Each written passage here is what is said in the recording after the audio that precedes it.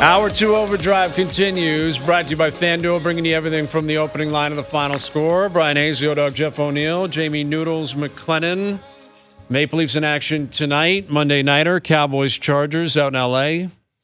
I would guess 70% Cowboy fans in attendance because, the Chargers have here I go again, no fans in L.A., man. The Chargers have no support in L.A. They get no support ever since they left San Diego. When they got up to L.A., they're so far behind the Rams, and the Rams are nowhere close to the Lakers and the Dodgers. Okay, Doogie Howser, clip that. Yeah. Here's your first little lesson. Clip that, and tomorrow get Sean Merriman on, and we'll talk to Sean. But first, we'll play that clip for them. Now the Chargers have no fans? They do not get a lot of home support. It's kind of like Vegas, right? Like a lot of fans travel. And you're talking the Cowboys, man. That's the biggest traveling fan base, arguably, in pro sports. It is. Like, Cowboy fans are everywhere. And you send the Cowboys to L.A. for a Monday night game, there will be a ton of Cowboy fans. It may not be 70%. That's a little bit. Dude, that's hyperbole. 50-50. That whole thing was a weird transaction because I thought that they were loved in San Diego.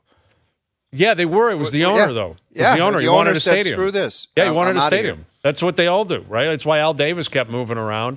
That's why the Raiders left Oakland. That's why the Athletics are going to leave Oakland.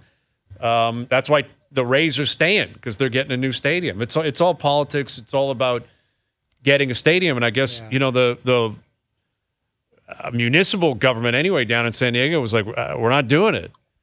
So they jumped on board with the Rams in L.A., and they moved. And L.A. is such a massive market. Like, I'm sure they can support both teams. And they're going to have Super Bowls there and all that. You hide in that market. Like, when you go, this is the one thing about playing south of the border. Like, when I played in Florida, I played in St. Louis. Like, these cities, they're big. So it's not just... Like, it's not all eyes on you. You go to, in L.A., like, LeBron can walk down the street, but Russell Crowe will be right there, too. Mm-hmm. Like, there's other people that are, like, I don't know why I chose Russell Crowe. Just say Doogie Howser, man. Well, Russell Crowe's not a big star? He is a massive star. Okay. But, like, Gladiator came out, like, over 20 years ago. But, okay, Just you should have said Val Kilmer, our boy. Well, Val Kilmer... Nobody would know who that is, even. That was the... Well, not you now. got to know Val That was Kilmer. Batman Val like Kilmer. 8 ago. Yeah, he was he the third Batman or the second? He was the second. Michael Keaton the first? Michael Keaton played the first anymore. two. There are some tough picks circulating of Val. Well, Val looks... George Clooney played... Clooney Clooney. is grown in popularity, I think. Okay, so he's an A-list guy. Leonardo DiCaprio could be there you go. down the street then. Not...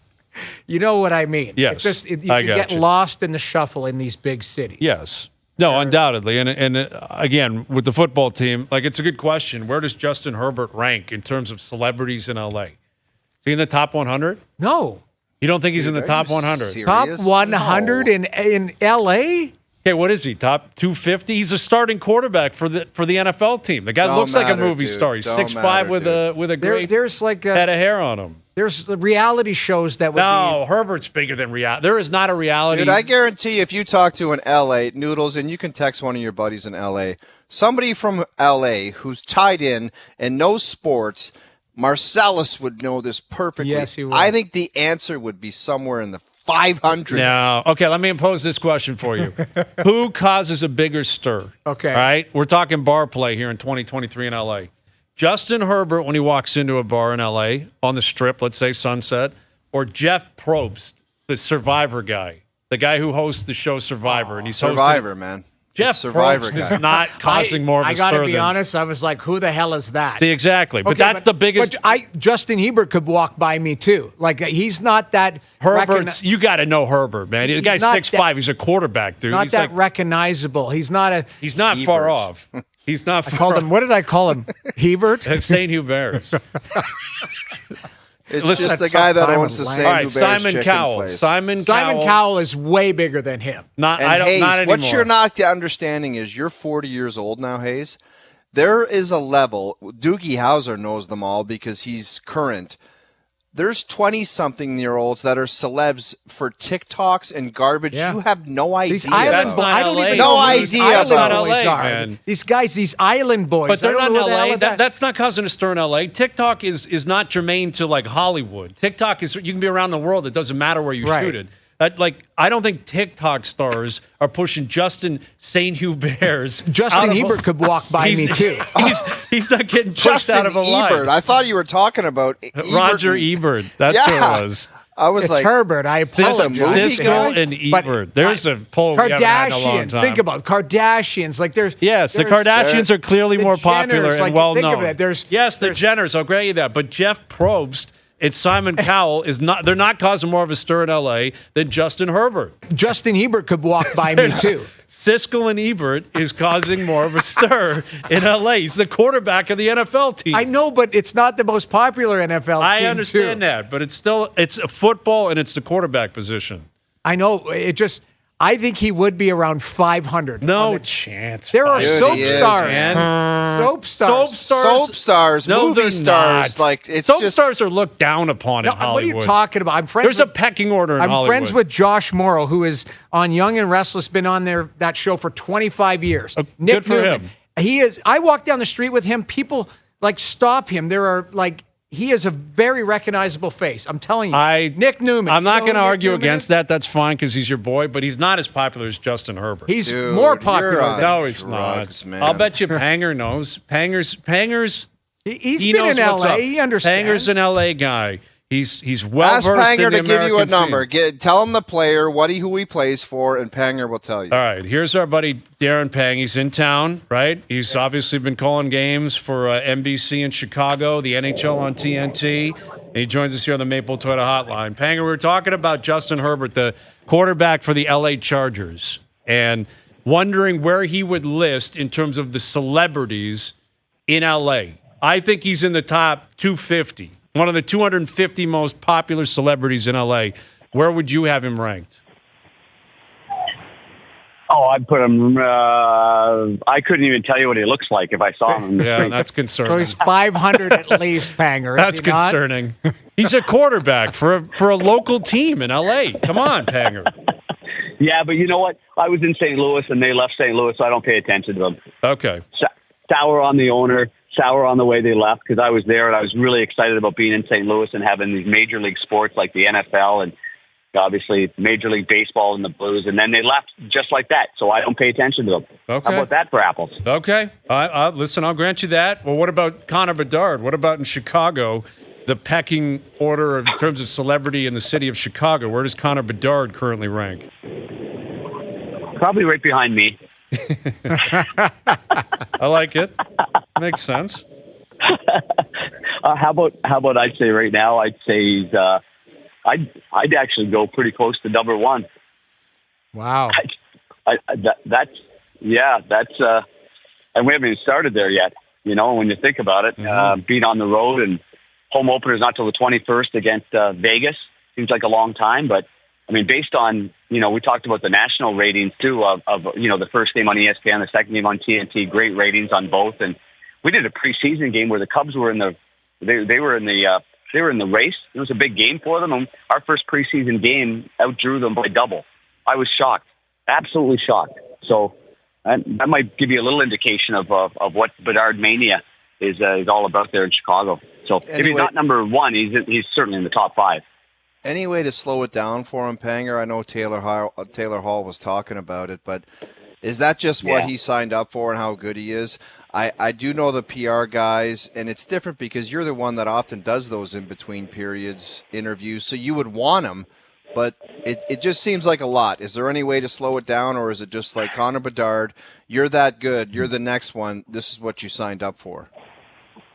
You know what? I liked what Taylor said, and he is right. I mean, and what he was talking about, especially, is that the in-game interviews, the demands, and they knew it right away. You go into Pittsburgh's an ESPN game. What did they interview him? Three times, maybe three, and then the next game, I know Eddie Olczyk interviewed him first, and then Brian Boucher. So that's two. That's five right out of the gates. We had him in Montreal. We did not, but. he's going to go into Colorado on ESPN on Thursday. It's going to be the same thing again. So is there any way to slow it? I think it will get slowed down. And I think it's a great question. And I think it's necessary with this being a team sport, as you well know, O-Dog, like after a while, it's going to settle down and it's going to be, about the team and about the players more than it is about Connor. And I think he'll be the first one to appreciate that as well. He's grown up all his life being a superstar, but he's also grown up all his life being a team player and being on winners. So I'm sure he's anxious to also get the other guys involved a lot more on the media side. I would think that after the 21st and the home opener, I think following that game, I think we'll see it settle down into more of a team concept. And until the national teams take them, because they're basically told not to say no. I mean, that's basically what all teams are being told. If they want to interview him, you got to let him go. We're selling the game, and then he's a number one seller right now. But I think us as a team with the Hawks on a day-to-day basis, I think we've done a really good job of giving him space and letting him breathe a little bit. Panger, you lay eyes on him every day and get an opportunity to be up and close and personal with him. Anything that has surprised you about him early on here? Yeah, you know what has surprised me? Tell you what, Noodles, is his command of the puck in his own zone. Like he I kind of thought that maybe he was more of a one-trick pony. I saw the skills, the edge work, and, he could pull the puck back behind his back and make some plays. We did a couple of preseason games, and he had some unbelievable moves. But I think carrying the puck just inside his own blue line, getting it through, navigating through the neutral zone, man, the coverage on him has been spectacular, and yet he gets the puck into the offensive zone with relative ease.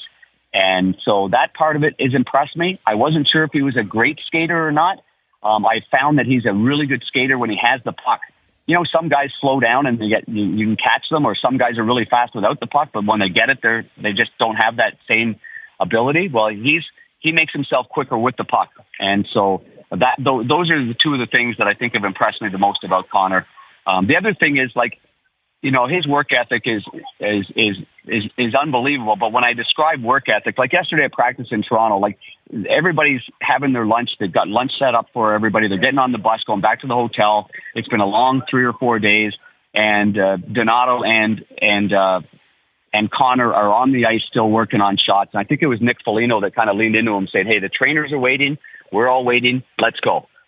And so I think those are the things that they've been impressive, and things that he's going to have to learn to make sure he understands that there's a lot of people around him as well that are whether they're waiting or they've got to get somewhere or they're tired. And so that's where Nick Foligno and Corey Perry and the older players are going to be really essential for him.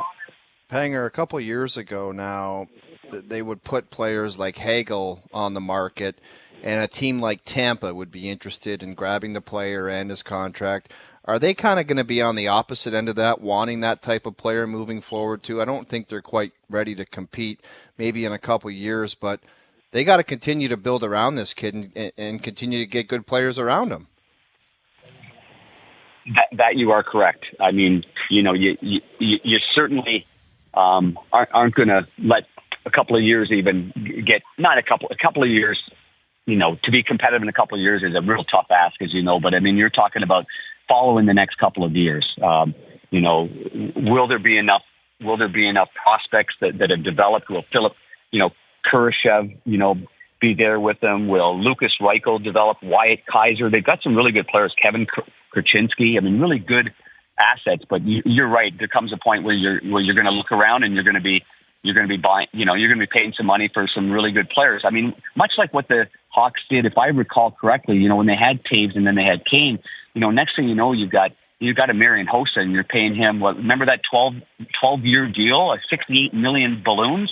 I mean, I think that was the beginning of, hey, we've got some really good players, and now we've got to get even better. And I think that was a good example of starting. I think that's kind of what you're talking about. At one point, you're going to have to sit down and say, okay, we got to bring in a couple of more. They're very smart with their cap. They're very smart with their budget right now. So they're going to have lots of room and lots of space to be able to do that in a couple of years. With Darren Pang, who's obviously in town calling the game tonight, Chicago-Toronto. You can hear it right here on TSN Radio.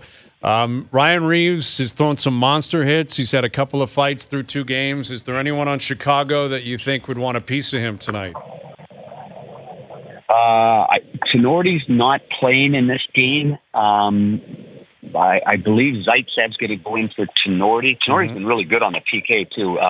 He would have been one. Dickinson's a player that's, you guys know Jason Dickinson. I know he fought Beecher in the game against Boston. He took exception to a hit, but really there's no heavyweights there when I look at this. When I look at it, no.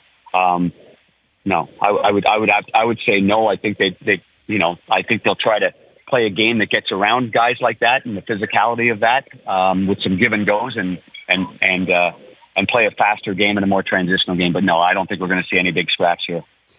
How about the goaltender? Maybe Nick. Yeah, that's what I was. We mentioned Foligno earlier. Like his brother, I don't think he was looking to fight him on Saturday, but he finally said, "All right, well, I have to because this guy's just going to crush people all over the ice. Someone's going to have to go have a conversation with him." I would assume Nick Foligno's tough as nails, man. I think he probably would.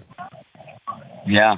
Maybe Corey Perry just tries to get in his kitchen a little bit. Maybe you can maybe get some minors together or get in some scrums and just get them off the ice. Wouldn't be a bad play either. Panger, how about the goaltender? Soderblom's going to play tonight. Did you see that one coming, or do you think it was going to be Mrazek?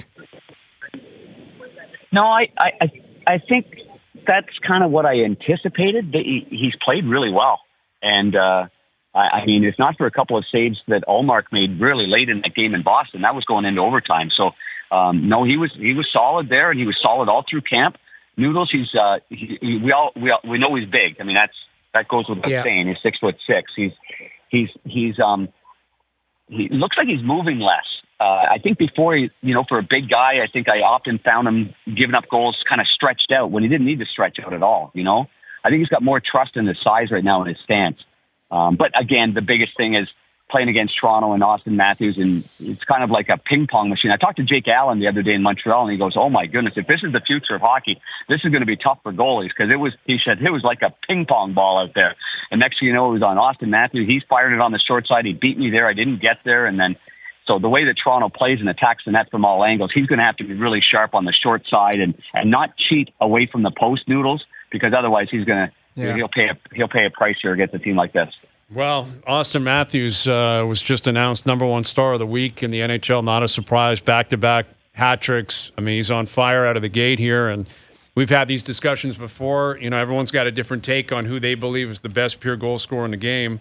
For my money, it's Matthews, even considering what happened last year where he only, quote-unquote, scored 40.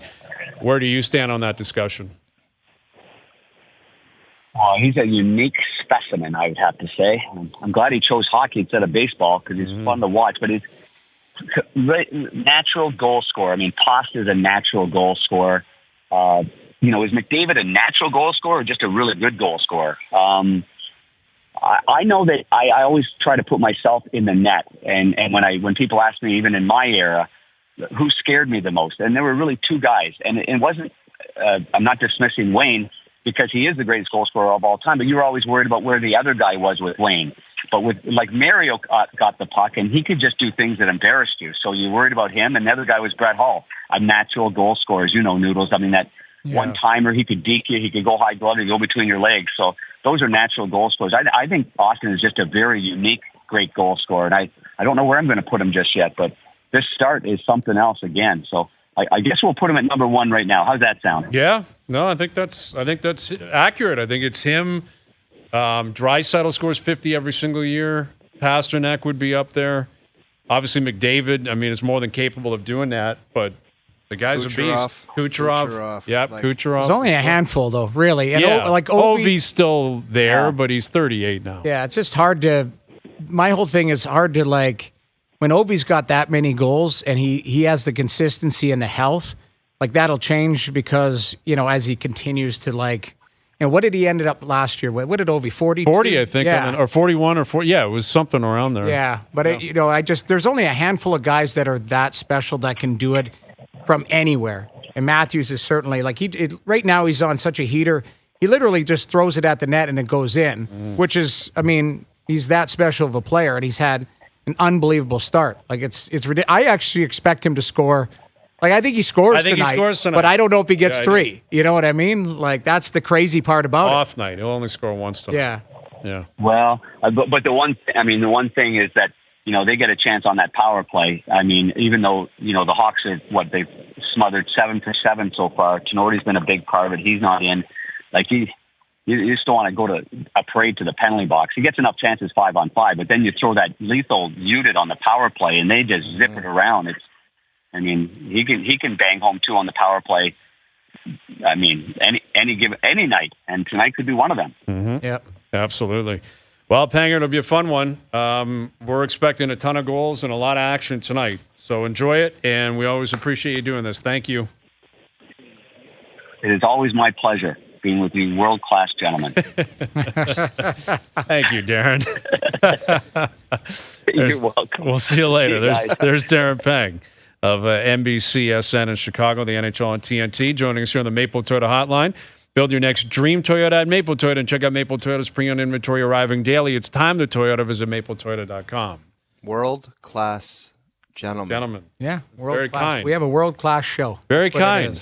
Very kind of Panger to say that. And I know a lot of people are going to be asking. I got a text from a few people yesterday. Is Struddy coming on today? He's busy, right? He's busy today. We're going to let him He will breathe. on this week for sure. We'll have Jason Strudwick on. We'll see. I mean, he might be in Turkey. I don't know. Yeah, we got to sneak him in before the Oilers get a win, though. Right? We got to slide him in. He's available tomorrow then. Yeah, we can see. Because they play. Don't they play tomorrow? I think they play How tomorrow about night. this? Let's give them a break. And when they get their first win, we have them on. Or is that counterproductive? We like having Either them on. way, we'll have Struddy on whenever. We don't ever need an excuse to have him on. Invite. You know what I mean? Because doors open, open door policy. But nice, I mean, he helped build that Chicago Blackhawks organization. He's a big part of it. Yeah. Before Kane and Taves showed up. He was there in the dark ages. Yeah. Oh, that's what I don't think the owner had allowed the team to be on local TV. They weren't on TV. And they were stuff. not on local TV. I remember TV. playing in Chicago against Struddy. Their goalie was Think Steve about Passmore. that. That's insane. How crazy is that? In 2004. Yeah, it wasn't not 1968. Yeah, they weren't on local TV. Yeah, and the fans there would be 12,000 fans, still loyal, but their team wasn't very good. Terrible. It was a grind. Yeah. Yeah, listen, and they bottomed out. They got Kane, they got Taves. Yep. They had Seabrook, they had Keith. And then it got ugly there again for a few years, and look what it got them. So ugly, got dude. ugly again. And that big and they got building. Bedard. I remember I scored a 5-on-3 goal. I'll never forget it because Kevin Hatcher passed me the puck in the 5-on-3. And I remember I one-timed it, and I spun around and fist pumped, and I looked in the crowd, and there was hardly anyone in the crowd. And then I was looking at people's faces. I'm like, they're not even watching the game. That's why I was like, what the hell's going on in Chi-Town? Yeah. And then and then those two got there, man, Yep. and it was lights out. That's natural. That happens with a lot of different markets, right? Toronto's very unique because with the Leafs, they show up regardless because it was dark here. Before Matthews got here, they were the worst team in the league. Well, they tried to be those. Dignified tank. But they were. They were literally dead last in the league, and they still were selling out. And, the Jays do pretty well, even if they're not great. The Raptors do well, even if they're not great. But a lot of different teams and a lot of different markets, if the team is bottoming out completely and they're terrible, fans just don't show up. I remember having an argument on this show about Leo Komarov. And I said, I think he's a third-line winger.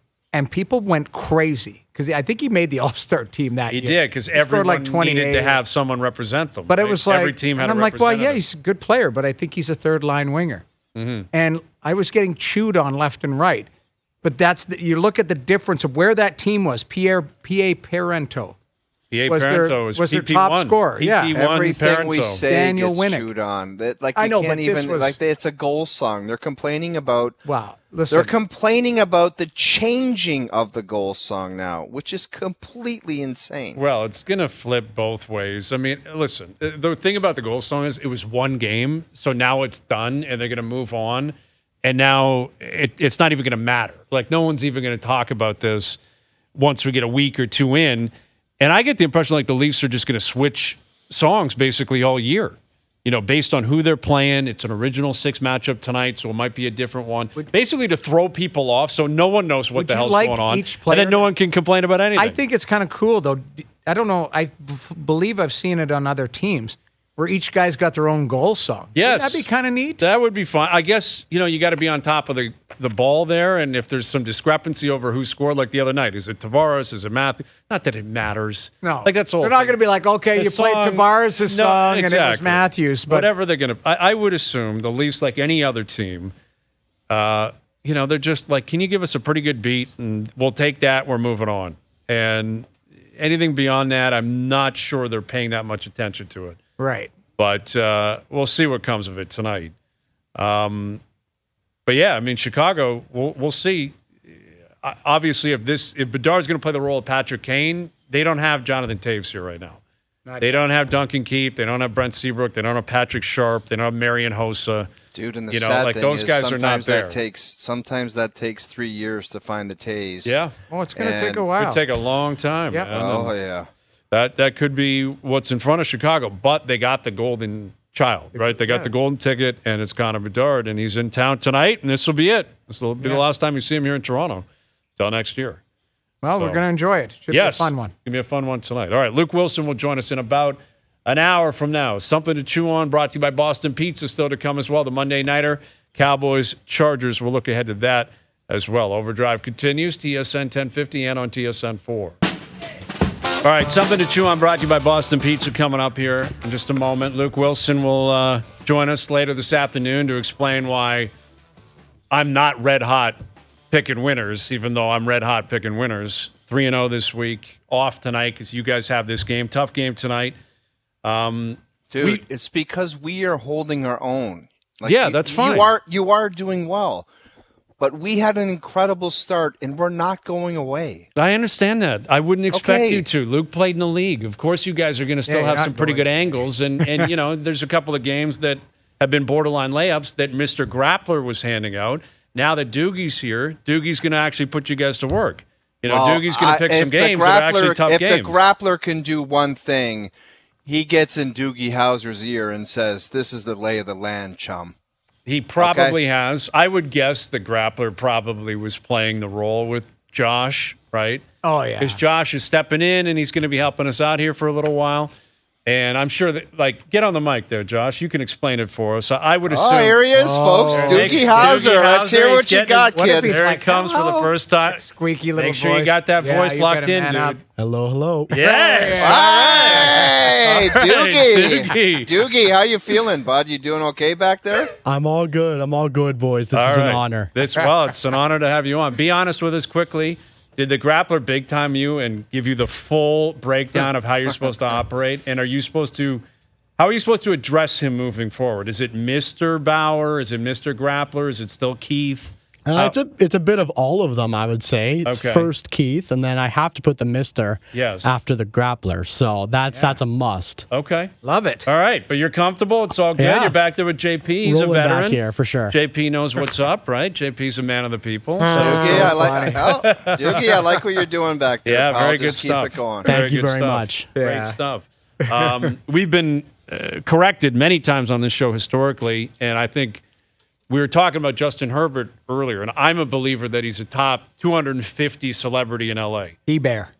Yes. Didn't I call him Justin Ebert? Justin Ebert. Ebert. It was Ebert. No, I thought Siskel and Ebert. Hebert, but it's St. Herbert. He's a good-looking guy. Yeah, and he's a quarterback. I mean, the quarterback position in any American city is big. Right. But I said that TikTok had nothing to do with L.A., and Julia sent me a text. Julia Teixeira, she said, if you're big on TikTok, that's the point. You move to L.A. Yes. So it is big in L.A. I didn't know telling that. you right now, He's 300. He's 500 Yeah, 500, man. because there's Dude, get Marcellus on. When do we usually have him on? We'll have him on Thursday? tomorrow. I think he's going to the game tonight. Okay, I think so he's a we're Charger season ticket we'll holder. ask him, but Marcellus. But he's jaded, though. Marcellus loves Justin. Let me ask you Ebert. this before we get to Justin Justin Ebert. Ebert. Do you have the stones to play your Chargers thing when you just said there's just no fans? Absolutely. I'm telling you, man, watch tonight. Okay, it'll be Doogie 50% Cowboy Doogie Howser, have that ready tomorrow. Yeah, we will. We'll ready. play it. We'll play it for Marcellus. Marcellus knows, man. LA is not. LA's fair weather, man. It's LA. They love the Lakers, the Dodgers, USC. The Chargers do not, and the Cowboy fan. We're talking Cowboys here, right? If it was Carolina going there, right, or the Bucks or something, it would be different. Cowboy they love fans the Kings. travel. I'll tell you what, they love the Kings, Hazy. They should. They've won 2 cups in the last decade. They should, right? And they're a good team. See, Jerry Bruckheimer is known there. Yeah, but by insiders because he's powerful. Right. Not the average person. Like if you were walking Steven down Spielberg, Rodeo, could you recognize Spielberg is a monster. Bruckheimer and Scorsese, and I couldn't pick out Bruckheimer. Really? If he walked through here right now, I'd think he was looking at the lights. I got a picture of him and Pronger and myself. I swear to God. I understand who he's he like is. He's a huge get it. star. No, he's not a star. He's in production. He's a producer. Doesn't he finance movies? He's not on film. I believe is he not in on Vegas or Seattle? One of the two. I think he's Seattle. one of the owners. I'm not sure. Seattle, yeah. I know who Jerry Bruckheimer is, but he's not an on-the-screen star. He's not causing a stir like Justin Herbert. Yeah, Herbert's 6'5" and a quarterback, and he's 24. Yes. Like, Bruckheimer's not walking into a club on Sunset, and people are like, wow, Bruckheimer. Okay, so like, everybody in L.A. knows. If you're in the movie production. industry, he moves some underpants. Like, he moves some underpants. Yes. As in the underpant, like meter? The underpant moving? Well, he moves and shakes. That's all I don't really understand that reference. I think I understand that. Yes. He's in on the Kraken, Doogie? Yeah, he's in on now you got me calling him Doogie. That's his name. It's sticking, yes. and we're not looking for a younger version. Okay. He's Doogie Howser, and Joe from the Bridge, get a picture of him so we can show people that this guy looks like he's 14 years old and he's producing our show. Are you talking the real Doogie Howser, or are you talking Josh? You want a picture of Josh? Yes, we gotta show people Josh. How would Joe from the Bridge have a picture of Josh? Josh is going to send him the pic. Okay, send Josh, him the pic of himself. Send a good pic, JP's dude. You're getting going to be taking a picture of him in the back. JP, get a good filter. Make sure the lighting is proper, right? And JP, you have a really heavy responsibility here. You got to make sure Doogie looks good because I guess he's getting prime time, right? He's getting some publicity. Grappler's going to be furious. We never posted a picture. What are you talking about? We got to get this guy. We got to give him his own segment every week. His own segment. Yeah. Something like, what's Doogie thinking? What's up with Doogie? Right, like prime time, too, like a 5 o'clock on a Friday. Or just a little 1-minute segment saying, I wonder if Grappler misses the big time. Yeah. And you can just come in the studio, talking about sit down. Graps was on the here a show lot. almost every day. Every day his voice. Graps has a radio voice and a TV voice. He's got a... So, yeah. And he's got takes. Like the Grapplers, he's had some great takes. Yes. He's also had some takes that weren't so great. Who was Nate Pearson was the next Randy Johnson. Yes, that one will forever. That one will forever be associated with the Grappler. Not the best. Not the best. Nate Pearson, here he comes, the next Randy Johnson. It was after like one start. Yeah. Kind of what everybody thought. Like, well, the guy Randy was like Johnson's a stretch, dude. That's one of the 10 greatest pitchers of all time. Yes, and he had an attitude to that Randy Johnson. He looked furious with the stash. He looked like he was 140 pounds. Didn't he rough up like media in New York? Yeah. He was like Tony Soprano walking down Broadway in New York. He had just signed there, and it went really south in New York. Yeah. I don't think it worked well for him there. I don't think he pitched well.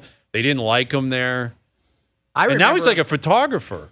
Like I think he does it as like a passion, but I think he legitimately is like at sporting events taking pictures. And I thought he took pictures of birds and stuff. And he killed that bird. Didn't he kill that bird? I'm pretty sure he killed that. I mean, it was like a 98-mile-an-hour fastball. That was one of the flukiest That was the craziest pitch I've ever seen. What was the ruling on that pitch? Right? Could you imagine? Angel Hernandez is behind the plate. Angel Hernandez got dinner plans. He's like, we'll give that. That's a strike. I'm almost 100% certain it was a replay. I think I would probably right. I mean, it rattled everybody. I think that would have been. That was like, I don't know if it was traumatizing for Randy Johnson, but that would have been really strange to see live. Everybody, that was really, really unfortunate and totally random. Like the bird just flew right through when this guy was rifling a pitch. All right, something to chew on brought to you by Boston Pizza, Canada's favorite sports bar. From touchdowns to tie bites and puck drops to pizza, BP's elite lineup of apps, wings, and ice-cold beers, always dialed in for game time. hustle into your local BP tonight. This is a big Boston Pizza night. You got Leafs, Blackhawks tonight. You got a Monday nighter, and we're asking online, who is tonight's Monday night matchup more significant for Dak Prescott or my guy Justin Herbert, Mr. 250 in LA? Dak or Herbert? Is it more the game more significant? Yes. It's 100% Dak Prescott. You can say whatever you want about the Chargers and Herbert being elite or whatever. The Dallas Cowboys move the needle, and they need a response, and Dak Prescott is the guy that everyone talks about as the needle mover, positive or negative. When they lose, it's all about Dak. When they win, it's all about Dak.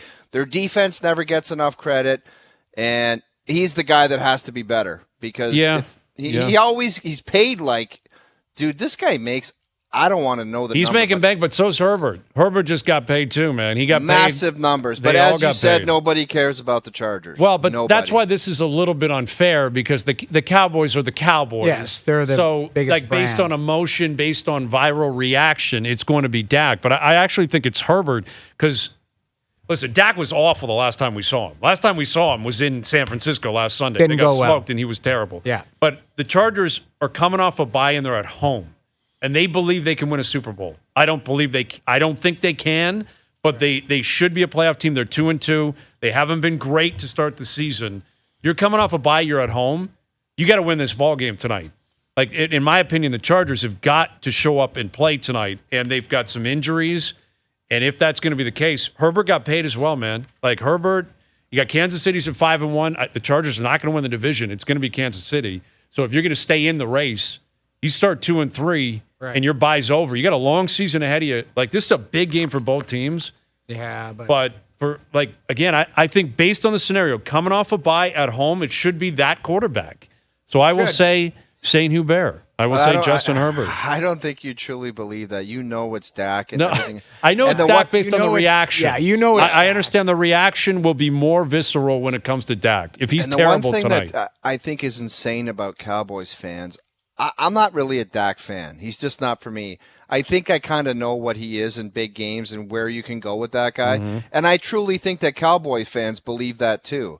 But they hated his guts all week, and they're probably just saying, can you put together a performance, and then we might buy back in. But in the back of their head, they're still going to know what he actually is. So it's the weirdest kind of fan-player connection where I think they kind of know what he is, and they don't want to believe.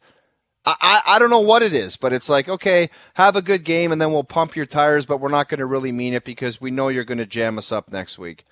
Yeah, I think that's a weird relationship, the Cowboys fans with Dak. It is, and I think Mike McCarthy, it's not far off as well, the way they feel about the head coach.